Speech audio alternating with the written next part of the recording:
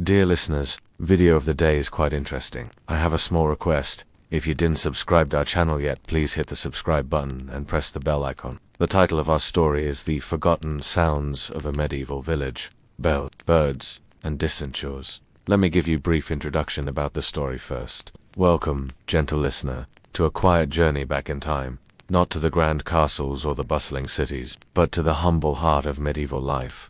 The village. Tonight, we will not focus on the visual tapestry of this distant past, but rather on its unseen symphony. The forgotten sounds that once filled the air, shaping the rhythms of daily existence for countless souls. Imagine, if you will, a world before the ceaseless hum of electricity, before the roar of engines, and before the constant chatter of digital devices. A world where the soundscape was intimately connected to nature, to human labor, and to the subtle passage of time. For the inhabitants of a medieval village, sound was a primary guide, a constant companion, and a vital source of information. The ringing of a bell marked the hours, the crow of a rooster heralded the dawn, and the distant thud of an axe signaled a neighbor at work. These were not just noises, they were integral parts of a shared experience, a collective consciousness woven from the threads of auditory cues, the quiet murmur of human voices, the gentle lowing of cattle, and the subtle rustle of wind through thatched roofs were the everyday melodies of a life lived in close communion with the land and its creatures. This narrative will unfold with the gentle pace of a slow-moving stream, inviting us to listen closely to the echoes of a bygone era. We will explore the dominant sounds that structured the medieval day, from the sacred chimes of the church to the practical calls of the farm, from the wild melodies of nature to the intimate whispers of the home. So, as the evening deepens and the world outside prepares for its own gentle slumber, let us attune our ears to the subtle harmonies of the past, discovering the profound beauty and quiet wisdom held within the forgotten soundscape of a medieval village. Now let us continue with the first chapter, which is the sacred rhythms. The voice of the bells, the church bell, the village clock and conscience in the heart of every medieval village. Rising above the humble dwellings and the surrounding fields, stood the church. And within its tower, often the tallest structure for miles around, hung the most commanding voice of the community, the church bell. This was no mere instrument of music. It was the village clock, the town crier, and the very conscience of daily life, its resonant tones shaping the temporal and spiritual rhythms for everyone within earshot. The quiet swing of the heavy clapper, the deep, resonant thrum that vibrated through the very ground, and the slow decay of its sound across the landscape were the constant companions of medieval existence. From the earliest hours of dawn until the deep stillness of night, the church bell marked the passage of time. It tolled for matins, the first prayer of the day, often before the sun had fully risen, calling the devout to quiet contemplation. It chimed for prime, terce, sext, and none, dividing the working day into segments, guiding peasants in the fields, artisans in their workshops, and housewives in their chores. The quiet regularity of these calls, the gentle insistence of their rhythm, provided a structure to a life that was otherwise largely dictated by the sun and the seasons. But the bell's voice extended far beyond it was the signal for the start and end of the working day, the call to market, and the warning of impending danger. The curfew bell, derived from the old French couvre-feu, rang at dusk, signaling that fires should be banked for the night, a practical measure against accidental conflagration. The quiet insistence of the curfew bell, the gentle urging to prepare for rest, and the subtle sense of communal security it fostered, were all part of its daily function. Bells for life and death, celebrations and mourning. The church bell also marked the significant milestones of human life, its tones shifting from joyous peals to solemn tolls. For births and baptisms, the bells would ring with a lighter, more celebratory cadence, announcing the arrival of a new soul into the community. For weddings, they would peal with unrestrained joy, a vibrant symphony accompanying the union of two lives. The quiet joy of a celebratory peal, the gentle echo of happiness across the fields, and the subtle sense of shared community were all part of these joyous occasions. Conversely, for deaths and funerals, the bells would toll with a slow, mournful rhythm, somber sound that carried the news of loss across the village. Each toll was a lament, a communal expression of grief, and a reminder of mortality. The quiet solemnity of a funeral toll, the gentle weight of shared sorrow, and the subtle contemplation of life's brevity were all part of these somber moments. The bell's voice, in these instances, was a comforting presence, a shared acknowledgement of life's profound transitions. The bell as a protector, warning, an amulet, beyond its temporal and ceremonial functions. The medieval church bell was also believed to possess protective powers. Its sound was thought to ward off evil spirits, dispel storms, and even protect against disease. In a world where natural phenomena were often attributed to supernatural forces, the bell's resonant vibrations were seen as a powerful amulet, a sonic shield against the unseen dangers of the world. The quiet faith in its protective power, the gentle reassurance of its sound during a tempest, and the subtle sense of security it provided were all part of its mystical significance. During thunderstorms, bells would often be rung continuously, their clanging believed to break up hail clouds and divert lightning. While this practice sometimes led to tragic accidents for bell ringers, it underscored the deep belief in the bell's efficacy as a protector. The quiet clang of the bell during a storm, the gentle defiance against the elements, and the subtle hope for divine intervention were all part of this ancient practice. The bell's personality, names and blessings. Medieval bells were often given names, treated almost as living entities within the community. They were sometimes baptized and blessed, further imbuing them with spiritual significance. Each bell had its own unique voice, its own particular timbre and resonance, shaped by its size, its metal composition, and the skill of its founder. The quiet pride in a well-cast bell, the gentle appreciation of its unique voice, and the subtle sense of its individual character were all part of its cherished place in the community. The bell founder, the craftsman who cast these monumental instruments, was a highly respected figure, his work essential to the spiritual and temporal life of the village. The quiet roar of the furnace, the gentle flow of molten metal, and the subtle shaping of the bell's form were all part of this ancient and vital craft. The sound of the church bell, therefore, was not just a series of chimes. It was the voice of the community itself, a constant reminder of faith, time, and the shared human experience. A gentle echo across the centuries. Let's continue with the next chapter, which is about the natural chorus birds, beasts, and the elements, the avian orchestra. Birds as constant companions, beyond the deliberate pronouncements of the church bell. The medieval village was enveloped in a constant, ever-shifting chorus of natural sounds. Among the most pervasive and comforting were the voices of birds. In a landscape far less dominated by human-made noise, the avian orchestra played a central role in the daily soundscape, marking the hours, signaling changes in weather, and providing a continuous, gentle backdrop to human activity. The quiet chirping of sparrows, the gentle cooing of doves, and the subtle rustle of wings were the ever-present melodies of medieval life. From the first faint light of dawn, the rooster's clarion call would pierce the pre-morning stillness, a natural alarm clock for the waking village. This was often followed by the cheerful chirping of sparrows and finches in the thatched eaves, the melodious songs of thrushes and blackbirds from nearby hedgerows, and the gentle cooing of doves from dove. As the sun climbed higher, the calls of larger birds, such as crows and ravens, might be heard from the fields or distant woods.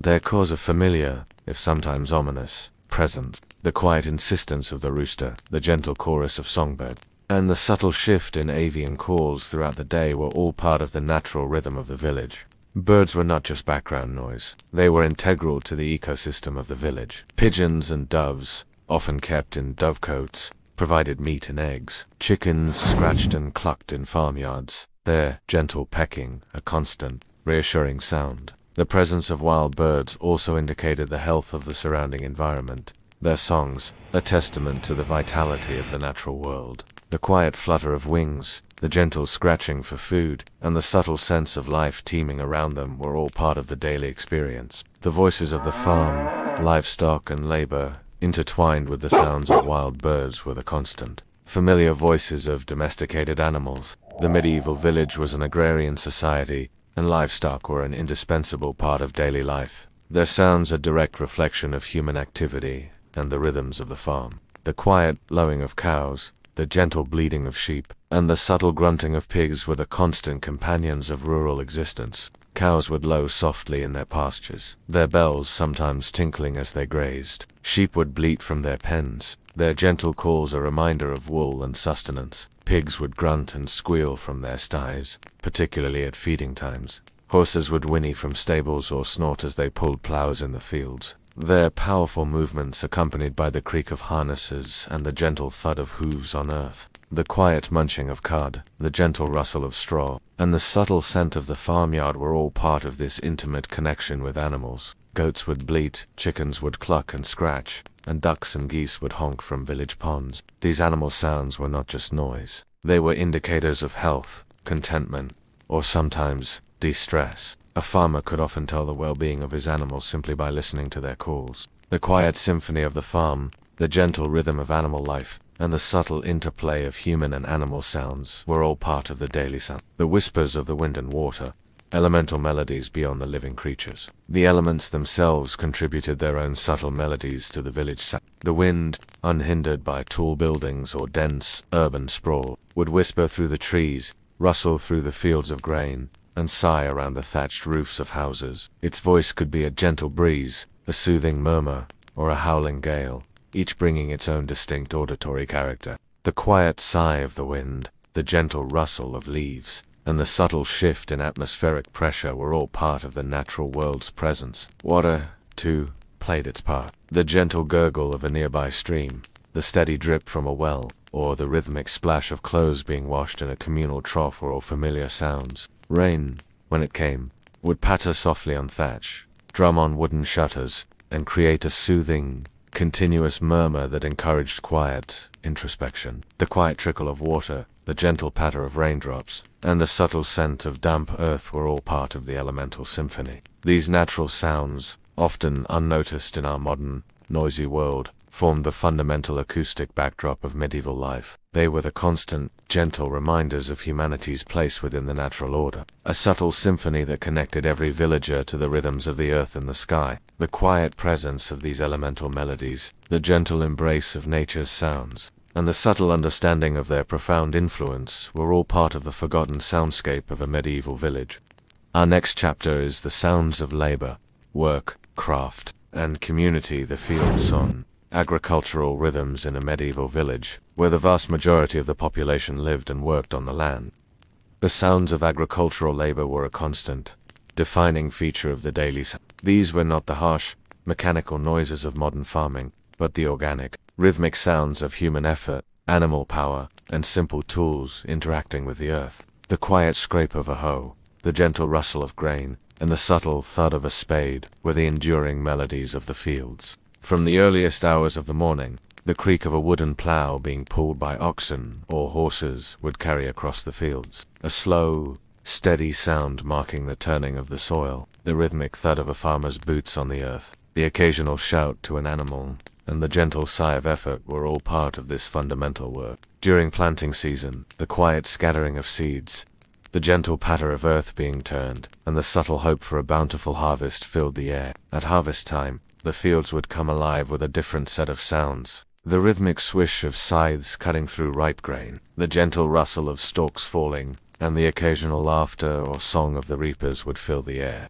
The quiet snap of dried stalks, the gentle gathering of sheaves, and the subtle scent of freshly cut grain were all part of this communal effort. The thud of sacks being filled, the creak of overloaded carts, and the distant lowing of cattle returning from pasture would signal the end of a long, productive day. These were the sounds of sustenance, the auditory evidence of the village's very survival. The artisans' hum, craft, and creation beyond the fields. The medieval village also resonated with the quieter, more focused sounds of various crafts, while not as loud or pervasive as agricultural work. These artisanal noises were distinct markers of specialized skill and the creation of essential goods. The quiet tap of a hammer, the gentle whir of a spinning wheel, and the subtle scent of wood smoke were the hallmarks of the village craftsmen. In the blacksmith's forge, the rhythmic clang of hammer on anvil would echo through the village, a powerful, resonant sound that spoke of strength and transformation. The hiss of hot metal plunged into water, the roar of the bellows fanning the flames, and the shower of sparks would be familiar to all. The quiet shaping of raw iron, the gentle forging of tools, and the subtle glow of the furnace were all part of this vital craft. The carpenter's workshop would contribute the sounds of sawing wood, the rhythmic rasp of a plane smoothing timber, and the precise tap of a mallet on a chisel. The quiet scent of freshly cut wood, the gentle curl of wood shavings, and the subtle shaping of raw timber into useful forms were all part of this essential trade. The weaver's cottage would emit the gentle clatter of a loom, the rhythmic whir of a spinning wheel, and the soft thud of a shuttle passing through threads. The quiet hum of focused work, the gentle intertwining of fibers, and the subtle creation of fabric were all part of this patient craft. The sounds of the home. Domestic chores. Within each humble dwelling, a constant symphony of domestic chores unfolded, often quiet and repetitive, yet essential to the smooth functioning of daily life. These were the intimate sounds of the household, largely performed by women, that formed the unseen backbone of the village economy. The quiet scrape of a pot, the gentle splash of water, and the subtle crackle of a hearth fire were the constant companions of domestic life. From the early morning, the gentle crackle of a fire being stoked in the hearth would fill the home, followed by the clatter of pottery and wooden utensils as meals were prepared. The rhythmic grinding of grain with the hand quern, the gentle kneading of dough, and the sizzle of food cooking over an open flame would be familiar sounds. The quiet hum of a spinning wheel, the gentle click of knitting needles, and the subtle rustle of fabric being mended were all part of the domestic routine. Outside, the rhythmic thud of a laundry bat against wet cloth at the communal washing spot, the gentle splash of water, and the quiet chatter of women gathered for this shared chore would add to the soundscape. The distant sound of children playing, their laughter and shouts carrying on the wind, would punctuate the more serious sounds of adult labor. The quiet rhythm of daily tasks, the gentle hum of human activity, and the subtle sense of shared purpose were all part of the enduring soundscape of a medieval village. These sounds of labor, whether from the fields, the workshops, or the homes, were not just background noise. They were the very pulse of the medieval village. They spoke of hard work, interdependence, and the constant effort required to sustain life. The quiet dedication to their tasks, the gentle rhythm of their movements, and the subtle sense of shared purpose were all part of the enduring soundscape of a medieval village, a testament to the profound connection between humanity and its daily toil.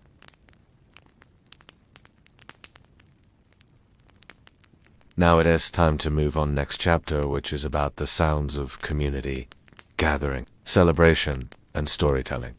The marketplace, murmur, the hub of exchange. While much of medieval village life revolved around the quiet rhythms of the farm and the home, there were moments when the collective voice of the community rose, creating a vibrant, bustling. The most prominent of these was the marketplace, often held in the village square or a designated open space. Here the individual sounds of labor and daily life converged into a lively murmur of exchange, negotiation, and social interaction. The quiet clatter of goods, the gentle murmur of voices, and the subtle scent of diverse wares filled the air. On market days, the usually subdued village would transform. The creak of wooden carts arriving from surrounding farms, laden with produce and livestock, would announce the start of the day. The lowing of cattle, the bleating of sheep, and the cackling of chickens would add to the animal chorus.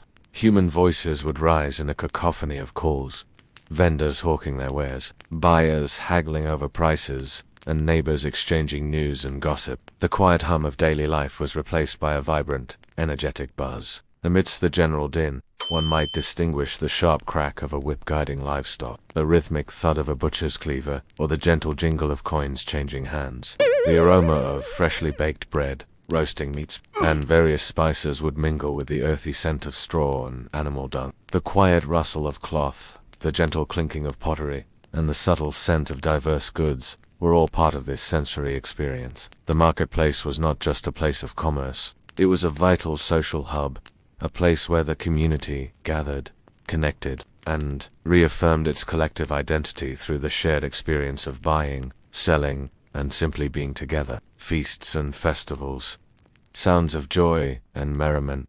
Life in a medieval village, though often arduous, was punctuated by periods of celebration and festivity, often tied to the agricultural calendar or religious holidays. These were times when the quiet solemnity of daily life gave way to joyous sounds of merriment, the quiet anticipation of a feast, the gentle murmur of excited voices, and the subtle scent of celebratory food filled the air. Music, often played on simple instruments like pipes, flutes, drums, and lutes, would fill the air, providing a lively backdrop for dancing and singing. The rhythmic stomping of feet, the joyful shouts of children, and the hearty laughter of adults would echo through the village. Storytellers and minstrels might captivate audiences with tales of heroes and legends, their voices rising and falling with dramatic flair. The quiet strum of a lute, the gentle melody of a pipe, and the subtle rhythm of dancing feet were all part of these joyous occasions. Feasts would involve the clatter of wooden trenchers and tankards, the sounds of eating and drinking, and the boisterous conversations of a community enjoying a rare abundance. The quiet clinking of cups, the gentle murmur of shared stories, and the subtle scent of roasted meats and sweet pastries were all part of these communal celebrations. These festivals were vital for social cohesion, providing a much-needed release from the rigors of daily life and reinforcing the bonds of community. Through shared joy and collective experience, the gentle warmth of shared laughter, the quiet camaraderie of communal feasting, and the subtle sense of belonging were all part of these cherished moments. The storyteller's voice, passing down knowledge. In a largely illiterate society, the spoken word held immense power, and the voice of the storyteller was a cherished sound in the medieval village. Gathered around a crackling fire in a communal hall or a private home, villagers would listen intently to tales of ancient heroes, local legends, moral fables, and news from distant lands. The quiet cadence of the storyteller's voice, the gentle rise and fall of their narrative, and the subtle shifts in tone to convey emotion were all part of this ancient art. These stories were not just entertainment, they were a primary means of transmitting knowledge, history, and cultural values from one generation to the next. The quiet absorption of listeners, the gentle murmurs of agreement or surprise, and the subtle lessons embedded within the narratives were all part of this oral tradition. The crackle of the fire, the gentle rustle of listeners shifting, and the subtle scent of wood smoke filled the air as stories unfolded. The storyteller's voice, whether recounting a heroic epic or a simple cautionary tale, was a unifying force, binding the community together through shared narratives and a common understanding of their world. It was a sound that fostered imagination, instilled values, and provided a sense of continuity with the past. The quiet power of the spoken word, the gentle magic of a well-told tale, and the subtle connection between speaker and listener were all part of this enduring tradition. These sounds of community, the bustling marketplace, the joyous festivals, and the captivating voice of the storyteller, provided the vibrant counterpoint to the quieter rhythms of daily labor. They were the moments when the village truly came alive, when individual lives merged into a collective experience, and when the shared human spirit found expression in laughter, song, and the timeless art of storytelling. The gentle hum of communal life, the quiet strength of shared bonds, and the subtle echoes of human connection were all part of the enduring soundscape of a medieval village. With this, our next chapter is the sounds of night, rest, mystery, and vigilance, the descent of silence. Dusk, and early evening as the sun dipped below the horizon, casting long shadows across the fields and painting the sky with hues of orange and purple. A profound shift would occur in the medieval village. The bustling noises of the day, the clatter of tools, the shouts of farmers, the market's murmur would gradually recede, replaced by a deepening quiet. This was the descent of silence, a gentle transition into the nocturnal world, where familiar sounds softened and new, often mysterious ones emerged. The quiet fading of daylight, the gentle lengthening of shadows, and the subtle chill in the air were all part of this nightly transformation. The first sounds of evening would be the calls to bring in livestock, the closing of barn doors, and the final preparations for the night. The curfew bell would toll, its deep resonance signaling the time to bank fires and settle indoors. Inside the homes, the crackle of the hearth fire would become more prominent, a comforting sound against the growing chill. The quiet murmur of families gathered for their evening meal, the gentle clinking of wooden bowls, and the subtle scent of wood smoke and cooking food would fill the air. As darkness deepened, conversations would soften, and the sounds of human activity would gradually diminish, giving way to the more subtle symphony of the night. The nocturnal chorus, owls, crickets, and distant howls, with the full embrace of night. The natural world would offer its own distinct chorus. The hoot of an owl from a nearby copse would break the stillness, a solitary, haunting sound that spoke of the unseen hunters of the night. Crickets would begin their rhythmic chirping, a continuous, gentle hum that filled the air, particularly in warmer months. Frogs might croak from a nearby pond, their calls a low, guttural counterpoint to the higher-pitched insects. The quiet hoot of an owl, The gentle chirping of crickets and the subtle croaking of frogs were the constant companions of the medieval night. From the distant woods, the howl or the bark of a fox might occasionally carry on the wind, a reminder of the wildness that lay just beyond the village's cultivated lands. These sounds, while sometimes unsettling, were also a natural part of the environment, a testament to the untamed world that bordered human settlement. The quiet howl of a distant wolf, the gentle rustle of unseen creatures, and the subtle sense of wildness were all part of the nocturnal soundscape. Domestic animals, too, would contribute to the night's sounds, though often in a more subdued manner. The occasional lowing of a cow, the gentle bleating of a sheep, or the soft snort of a horse from its stable would be heard. Dogs, ever vigilant, might bark at unseen disturbances or the approach of a stranger, their barks echoing through the quiet streets. The quiet breathing of sleeping animals, the gentle rustle of straw, and the subtle scent of the farmyard at rest were all part of this nocturnal symphony. The watchman's call, vigilance in the darkness. Despite the general quiet, the medieval night was not entirely silent. In many villages, particularly those with a degree of organization or a lord's manor, a watchman would patrol the streets, his presence a reassuring sound in the darkness, his rhythmic footsteps on the unpaved paths, the gentle clink of his lantern, and his occasional call to announce the hour or to confirm all was well, would provide a sense of security to the sleeping inhabitants. The quiet rhythm of the watchman's steps, the gentle glow of his lantern, and the subtle reassurance of his voice were all part of the nightly vigil. This was a world where light was precious and darkness profound. The sounds of the night were therefore amplified. Each rustle, each distant call, carrying further and holding more significance. The quiet creak of a distant branch, the gentle sigh of the wind, and the subtle sounds of unseen movements were all part of the heightened sensory experience of the medieval night. The sounds of sleep, rest and dreams within the homes. The sounds of the night would be intimate and personal. The gentle breathing of sleeping family members, the occasional sigh or murmur from a dream, and the soft crackle of the dying embers in the hearth would fill the small, enclosed spaces. The quiet warmth of shared bodies, the gentle rhythm of slumber, and the subtle sense of peace were all part of this intimate nocturnal world. For the medieval villager, night was a time for rest, but also a time for heightened awareness of the natural world and the unseen.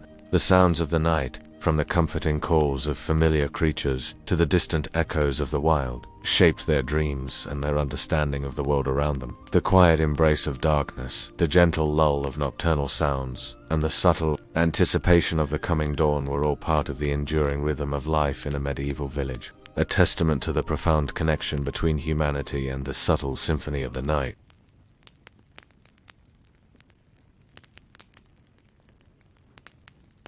Our sixth chapter is about the fading echoes, a changing soundscape, the slow march of progress. New sounds emerge as the medieval period gradually transitioned into the early modern era and beyond. The soundscape of the village, once so intimately connected to nature and manual labor, began a slow but inexorable transformation. New sounds emerged, subtle at first, then gradually more dominant, signaling the quiet march of progress and the changing rhythms of human life. The gentle hum of traditional crafts, the quiet calls of nature, and the subtle echoes of ancient rhythms began to fade, replaced by the nascent sounds of a new age. One of the earliest new sounds to penetrate the rural quiet was the increased clatter of wheeled transport. As roads improved and trade expanded, more carts and wagons, often with iron-rimmed wheels, would traverse the village paths, their rhythmic creak and rumble a new presence. The quiet clip-clop of horses pulling these vehicles, the gentle jingle of their harnesses, and the subtle scent of horse sweat and leather were all part of this evolving soundscape. Later, the distant, rhythmic thud of early industrial machinery, perhaps a water-powered mill or a nascent factory, might begin to carry on the wind, a faint but persistent hum that spoke of a different kind of labor. The quiet whir of spinning jennies, the gentle clatter of early looms, and the subtle hiss of steam were the first whispers of the Industrial Revolution, a force that would eventually reshape the soundscape entirely. The diminishing natural chorus, a loss of wildness as human populations grew and agricultural practices intensified. The natural chorus of the medieval village began to diminish. Woodlands were cleared for fields, wetlands drained for cultivation, and wild habitats encroached upon. This led to a decline in the populations of many wild birds and animals, whose voices had once been a constant presence. The quiet songs of the forest, the gentle calls of wild creatures, and the subtle rustle of undisturbed nature began to recede. While domesticated animals remained a part of the soundscape, their presence became more managed, more confined. The open grazing lands of the past gave way to more enclosed pastures, and the free-ranging chickens and pigs became more contained. The quiet freedom of animal sounds, the gentle spontaneity of their calls, and the subtle sense of wildness began to be replaced by a more controlled and predictable auditory environment. The rise of human-made noise, a new dominance over centuries. The balance shifted from a soundscape dominated by natural and organic sounds to one increasingly filled with human-made noise. The gentle clang of the blacksmith's hammer was eventually joined by the louder, more continuous roar of factory machinery. The quiet murmur of human voices in the marketplace was eventually overshadowed by the clamor of urban centers and the relentless pace of commerce. The subtle sounds of wind and water were increasingly drowned out by the pervasive hum of human activity. This shift was gradual, almost imperceptible to those living through it, but profound in its long-term impact. The intimate connection to the natural world, fostered by a soundscape that echoed its rhythms, began to fray. The quiet moments of contemplation, once encouraged by the pervasive stillness, became harder to find amidst the growing din. The gentle simplicity of ancient sounds was replaced by the complex, often jarring, symphony of modernity. The echoes remain, a call to listen today, in our hyperconnected, often noisy world. The forgotten sounds of a medieval village serve as a gentle reminder of a different way of being. They invite us to pause, to listen more closely, and to appreciate the subtle harmonies that once defined human existence. While we cannot fully recreate the medieval, we can still find echoes of it in quiet rural areas, in the songs of birds, the rustle of leaves, and the distant calls of farm animals. The quiet memory of ancient sounds, the gentle invitation to listen, and the subtle understanding of a different past, are all part of this enduring legacy. By understanding the sounds that shaped medieval life, we gain a deeper appreciation for the profound changes that have occurred in our own auditory environment. We are reminded of a time when the world spoke to humanity in a different language, a language of bells, birds, and distant shores, a language that encouraged presence, patience, and a deep connection to the rhythms of the earth. The quiet wisdom of these forgotten sounds, the gentle lessons they impart, and the subtle beauty they reveal, continue to resonate, inviting us to listen, to learn, and to find a moment of tranquility in the timeless symphony of the past. Our next chapter is about the sounds of celebration, feasts, festivals, and merriment. The village green comes alive.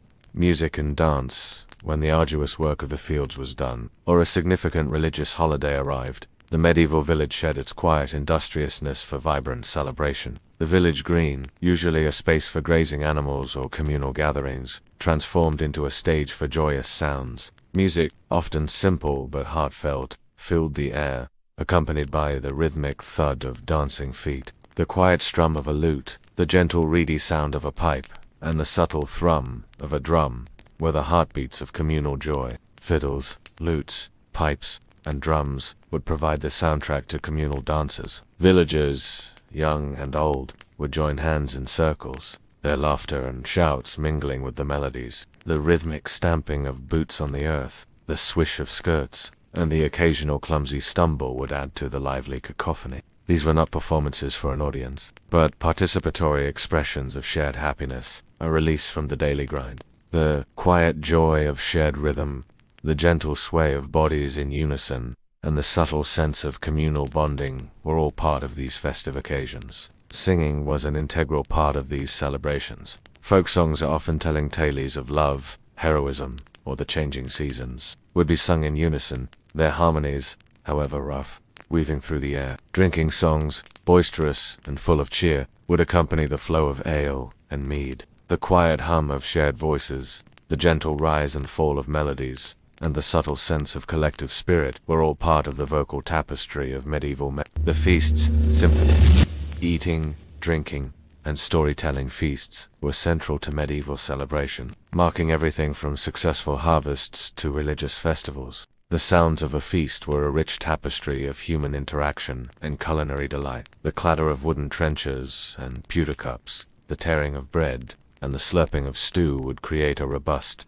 earthy soundtrack to communal dining. The quiet gnawing of bones, the gentle clinking of earth, and the subtle scent of roasted meat were all part of the sensory experience. Laughter, loud and unrestrained, would ripple through the gathering, punctuated by the clinking of drinking horns and the occasional burp. Stories would be told, often exaggerated and boisterous, drawing gasps, groans, and more laughter from the listeners. The quiet murmur of conversation, the gentle rise and fall of voices, and the subtle sense of shared camaraderie were all part of the convivial atmosphere. Children, freed from their daily chores, would chase each other, their shrieks and giggles adding to the joyful bards, or traveling minstrels, if the village was fortunate enough to host them, would add a layer of professional entertainment. Their clear voices, accompanied by a harp or lute, would tell epithallies or sing ballads, captivating the audience. The quiet hush of anticipation, the gentle plucking of strings, and the subtle power of a well-told story were all part of these special performances. These were moments when the village truly came alive,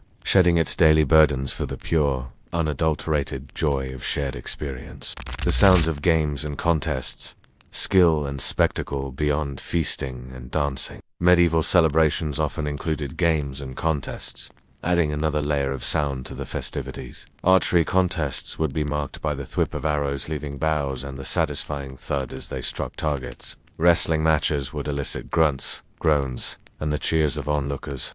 The quiet twang of a bowstring, the gentle impact of an arrow, and the subtle tension of competition were all part of these athletic displays. Children's games, simpler but no less enthusiastic, would add their own sounds. The shouts of tag, the rhythmic bounce of a ball made from rags, and the excited chatter of young voices would fill the air. The quiet patter of running feet, the gentle thud of a makeshift ball, and the subtle joy of youthful play were all part of the vibrant soundscape of celebration. These sounds of celebration were vital for the medieval villager. They provided a necessary release, a communal reaffirmation of bond, and a brief escape from the often harsh realities of daily life.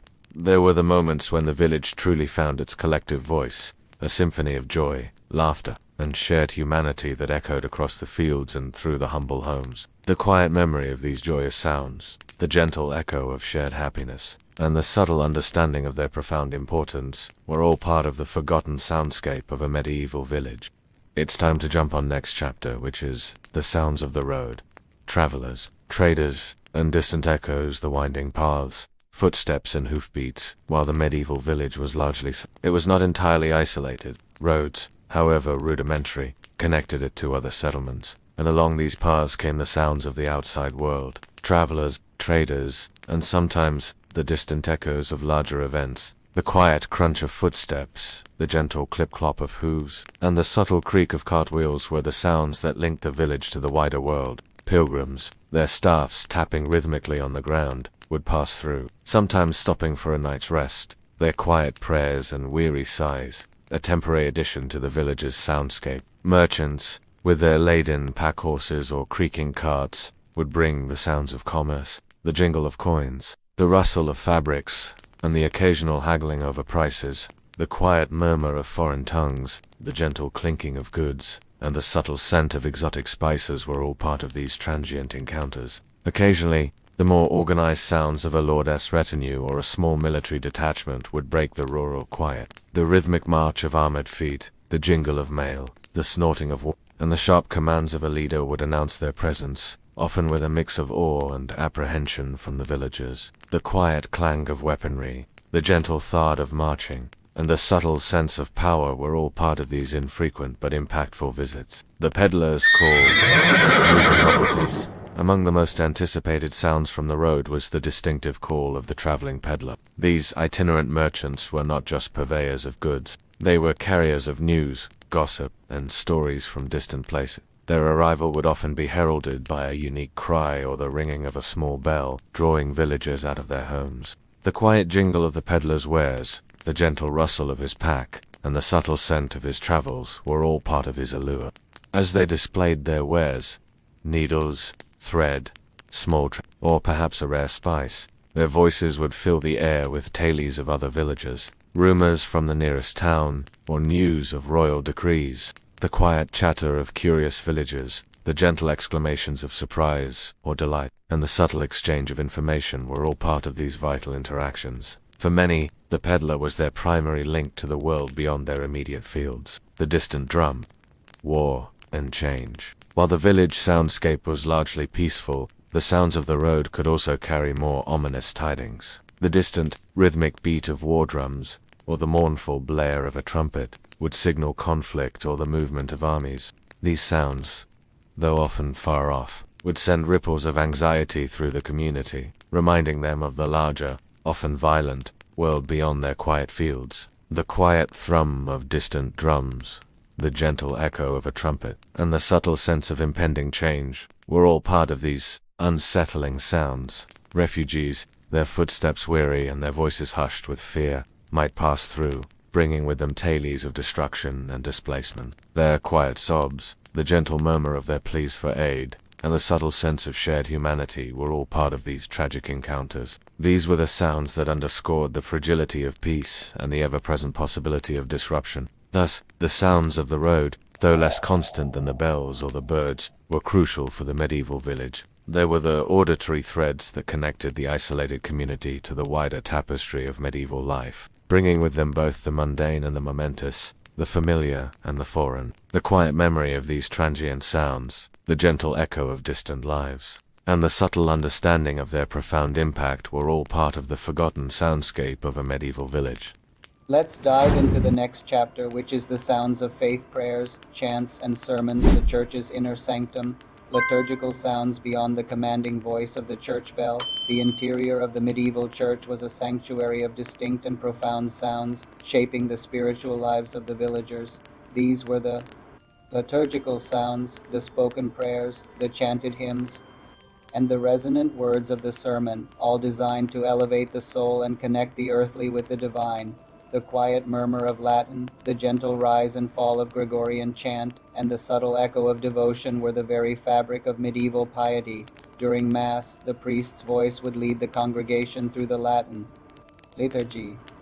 The quiet intonation of prayers, the gentle rustle of vestments, and the subtle clinking of the censer would fill the air. The responses of the congregation, often simple and repetitive, would create a communal hum of devotion. The quiet reverence of the moment, the gentle sense of shared belief, and the subtle anticipation of the sacred were all part of this central ritual. Chants, particularly Gregorian chants, were a cornerstone of medieval worship.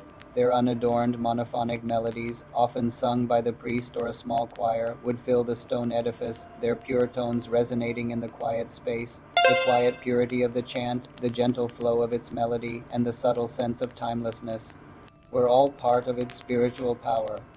These were not just songs. They were sung prayers designed to aid contemplation and draw the worshiper closer to God. The sermon's voice, instruction and inspiration. The sermon, delivered from the pulpit, was a vital part of medieval church life, serving as both instruction and inspiration. The priest's voice, often amplified by the acoustics of the church, would expound on scripture, offer moral guidance, and explain the tenets of faith. For many villagers who were largely illiterate, the sermon was their primary source of religious education and moral instruction. The quiet attention of the congregation, the gentle cadence of the preacher's voice, and the subtle weight of his words were all part of this communal learning. The content of sermons often touched upon daily life, weaving in parables and examples that resonated with the experiences of the villagers. The quiet rustle of shifting bodies, the gentle cough of a child, and the subtle nods of understanding were the only sounds from the congregation as they absorbed the words. The quiet power of the spoken word, the gentle guidance of the sermon, and the subtle call to righteous living were all part of its profound impact. Beyond the formal services, the church was also a place for individual prayer and quiet contemplation. The quiet murmur of personal petitions, the gentle creak of wooden pews, and the subtle scent of old stone and beeswax would fill the air. The quiet solace of the sacred space, the gentle embrace of faith, and the subtle sense of divine presence were all part of these intimate moments. The sounds of penance and pilgrimage, atonement and hope. Faith in the medieval period also manifested in sounds of penance and pilgrimage. The quiet confession of sins, often whispered to a priest, was a deeply personal and solemn sound. The gentle murmur of absolution, the subtle sense of relief, and the quiet hope for redemption were all part of this act of atonement. Pilgrimages, often long and arduous journeys, were undertaken for spiritual merit or to seek miraculous cures. The sounds of pilgrims on the road, their quiet prayers, their communal hymns, and the rhythmic tap of their staffs were sounds of hopeful devotion. The quiet determination of their footsteps, the gentle solidarity of their shared journey, and the subtle anticipation of reaching a sacred destination were all part of these acts of faith. These sounds of faith, from the grand liturgical chants to the intimate whispers of prayer, formed a continuous spiritual soundtrack for the medieval villager. They provided comfort in times of hardship, guidance in times of uncertainty, and a profound sense of connection to something larger than themselves. The quiet memory of these sacred sounds, the gentle echo of devotion, and the subtle understanding of their profound influence were all part of the forgotten soundscape of a medieval village. Next chapter is the sounds of conflict, disputes, justice, and punishment, the village court. Arguments and decrees even in the quiet confines of a medieval village. Conflict was an inevitable part of human interaction. Disputes over land, property, or personal honor would arise, and these often found their resolution, or at least their airing, in the village court. The sounds of these proceedings were a stark contrast to the harmonious melodies of daily life, marked by arguments, accusations, and the eventual pronouncements of justice. The quiet murmur of grievances, the gentle rise of heated voices, and the subtle thud of a gavel were the sounds of order being maintained. The reeve, or the Lord's bailiff, would preside, his voice often firm and authoritative, attempting to bring order to the proceedings. The voices of the accuser and the accused would be heard, sometimes calm and reasoned, at other times passionate and angry. Witnesses would offer their testimonies, their voices varying from confident declarations to hesitant whispers. The quiet rustle of the crowd, the gentle cough of an observer, and the subtle tension in the air were all part of these moments of communal arbitration. When a verdict was reached, the pronouncement would be clear and unambiguous, often followed by a collective sigh or murmur from the assembled villagers. The quiet finality of the decree, the gentle acceptance or resentment, and the subtle shift in the social fabric were all part of the aftermath. These were the sounds of a community attempting to govern itself, to maintain peace and order through established customs and laws. The sounds of punishment, deterrence, and shame. For those found guilty of transgressions, the sounds of punishment served as a stark reminder of societal norms and the consequences of their violation. While often less violent than in later periods, medieval punishments were designed to be public, serving as a deterrent and a source of communal shame. The quiet creak of the stocks, the gentle jeers of the crowd, and the subtle sting of public humiliation were the sounds of justice being meted out. Minor offenses might result in time in the stocks or the pit, where the sounds would be the taunts and laughter of onlookers, the occasional splat of rotten fruit,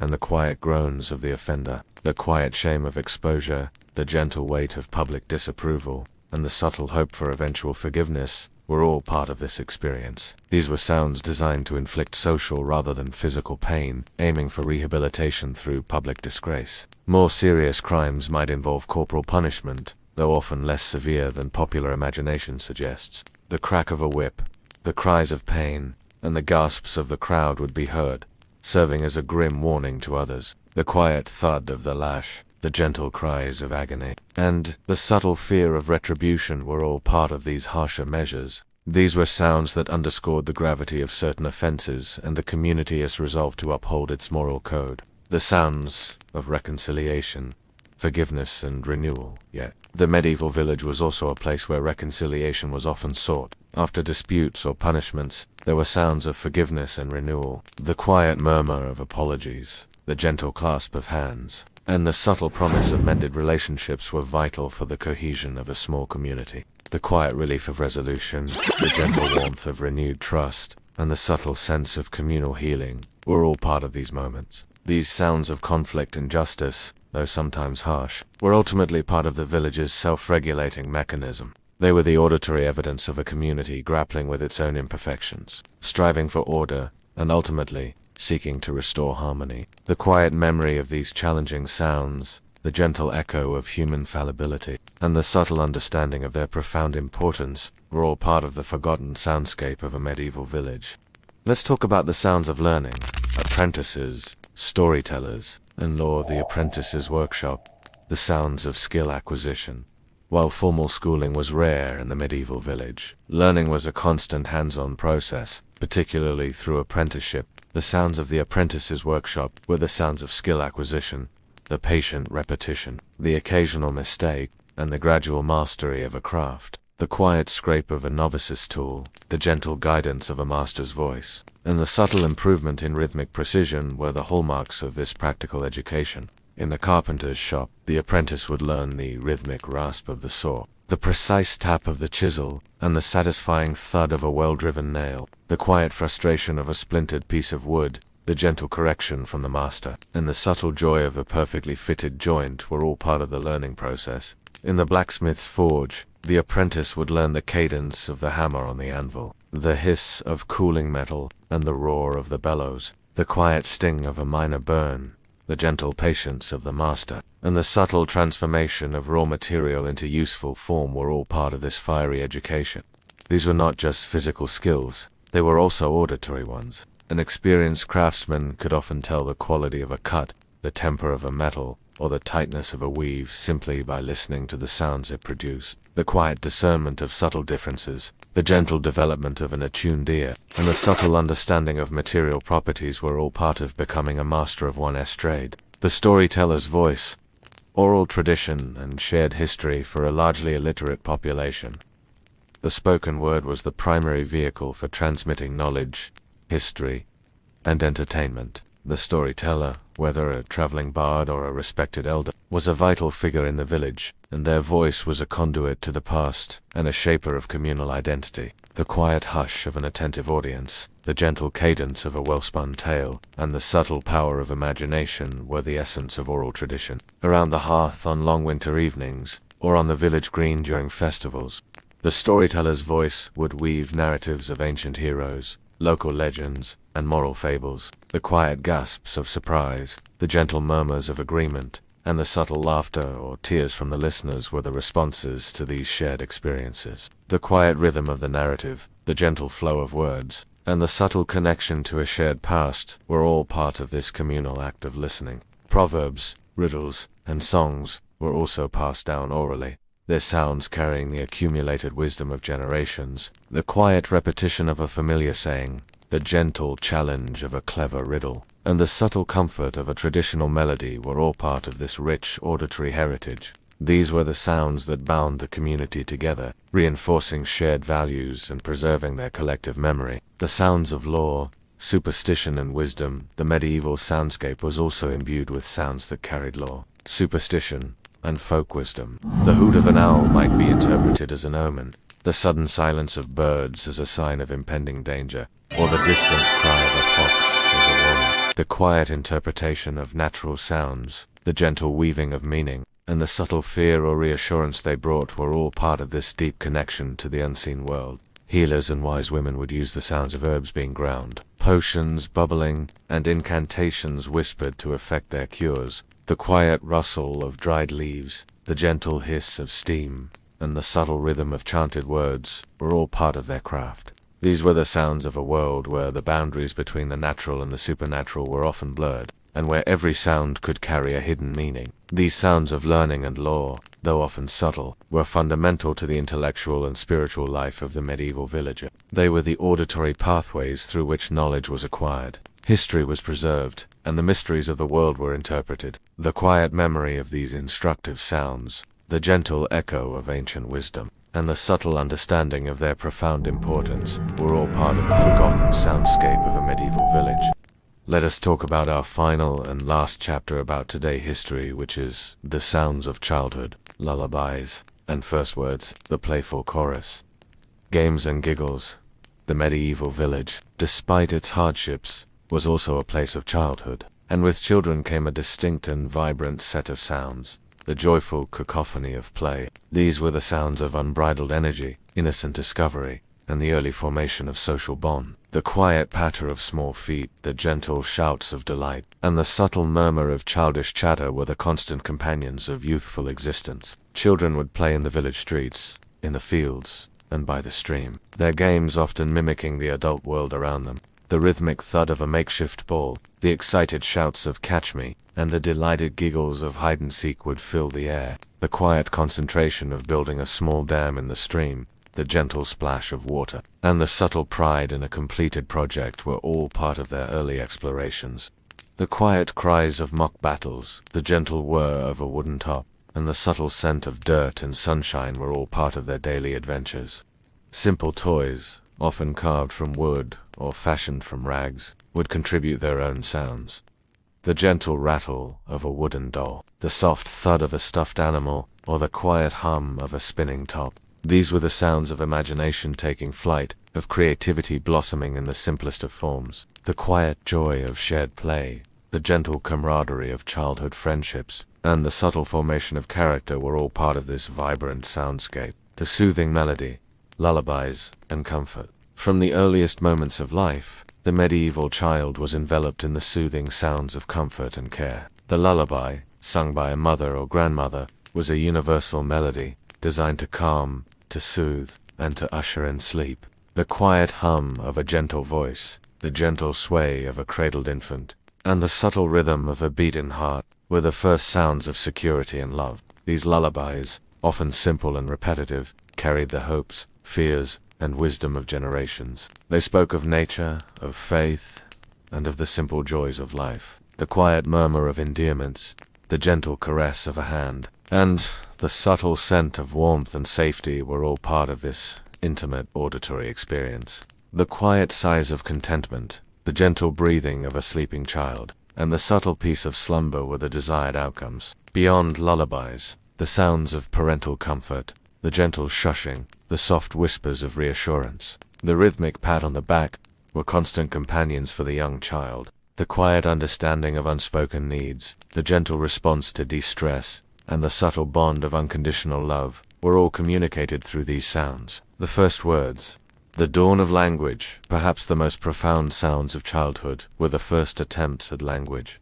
The babbling, the cooing, and then the triumphant utterance of a first word were moments of immense joy and significance for the family. These were the sounds of a new mind awakening, of communication beginning, and of a new voice joining the village chorus. The quiet anticipation of a parent, the gentle encouragement of a sibling, and the subtle miracle of comprehension were all part of this developmental journey. As children grew, their voices would join the conversations of the household, their questions, their observations, and their nascent stories adding to the rich tapestry of human sound. The quiet patience of adults, the gentle correction of pronunciation, and the subtle shaping of thought through language were all part of this ongoing process. The quiet joy of understanding, the gentle thrill of expression, and the subtle connection forged through shared words were all part of this fundamental human experience. These sounds of childhood, from the boisterous shouts of play to the tender whispers of lullabies, were the sounds of the future of the medieval village. They were the auditory evidence of life renewing itself, of new generations learning and preparing to take their place in the enduring rhythm of communal existence. The quiet memory of these youthful sounds, the gentle echo of innocence, and the subtle understanding of their profound importance were all part of the forgotten soundscape of a medieval village.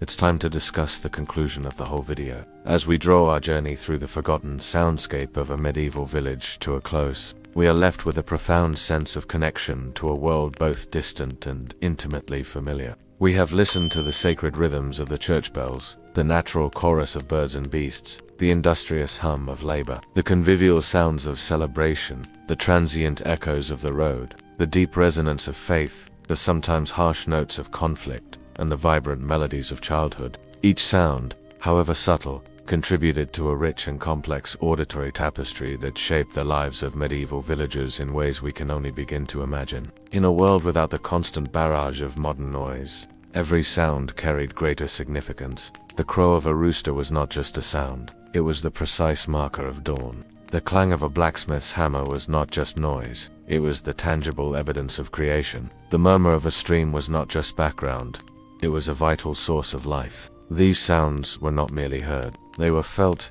interpreted, and integrated into the very fabric of existence. They were the language of their world, a constant dialogue between humanity and its environment.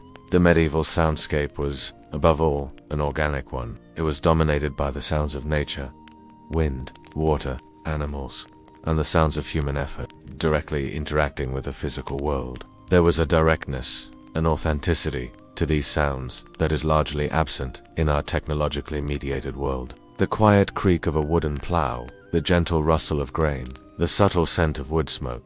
These were multi-sensory experiences, where sound was inextricably linked to sight, touch, and smell. While the specific sounds of the medieval village have largely faded, their echoes remain. They remind us of a time when humanity lived in closer communion with its surroundings, when the rhythms of life were dictated by the sun, the seasons, and the natural world. They invite us to cultivate a deeper sense of listening in our own lives, to appreciate the subtle harmonies that still exist amidst the clamor of modernity. Perhaps, by attuning our ears to these forgotten sounds, we can rediscover a quiet wisdom, a gentle patience, and a subtle appreciation for the profound beauty that lies in the simple, authentic melodies of life. The bells may no longer toll for curfew, the wolves may no longer howl from the distant woods, and the sounds of the forge may be replaced by the hum of machinery. But the spirit of that soundscape, the deep connection to nature, the rhythm of human endeavor, and the shared experience of community,